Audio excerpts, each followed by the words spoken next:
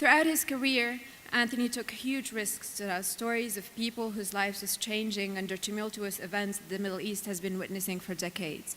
He took risks in the West Bank, where he was shot. He took risks in Iraq. He took risks in Lebanon, in Libya, where he was kidnapped for a week. He took risks in Syria and elsewhere in the region.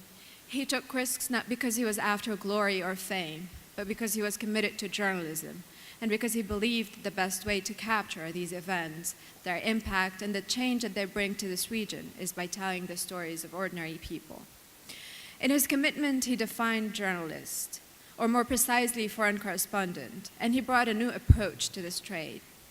Fresh out of college, he hopped on a plane in 1991, headed to Cairo, where he spent a year not only learning Arabic, but also learning every other detail about a culture that he loved, from smoking shisha in a downtown Cairo cafe, to memorizing songs of the Arab world's most celebrated singers, Kulthum, to learning how to play the oud, although he never really played it very well.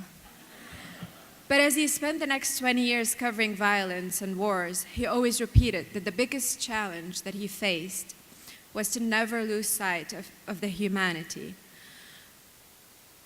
He believed that he never did, and I believe so too, and it's most evident in his writings. He not only believed that humanity was very essential to a journalist to help him understand what he's writing about and get closer to his subjects and the people he's writing about, but it was also, he believed that if there's ever a chance at redemption from violence, it is only through humanity.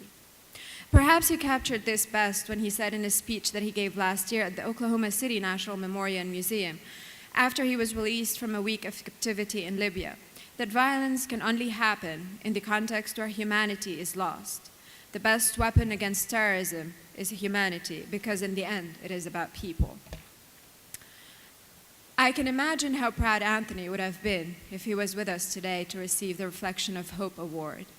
And I can't think of a better person, of a more fitting person for this award that the Oklahoma City National Memorial Museum gives to those, like Anthony, who not only believed in hope, but he also believed that hope can survive amidst violence and chaos. I have to admit that following the death of Anthony,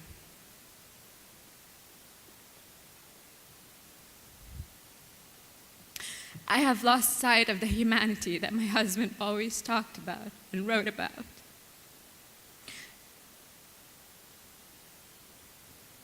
I have lost sight of hope and peace of mind. I have wondered about the humanity beyond this misfortune, our misfortune.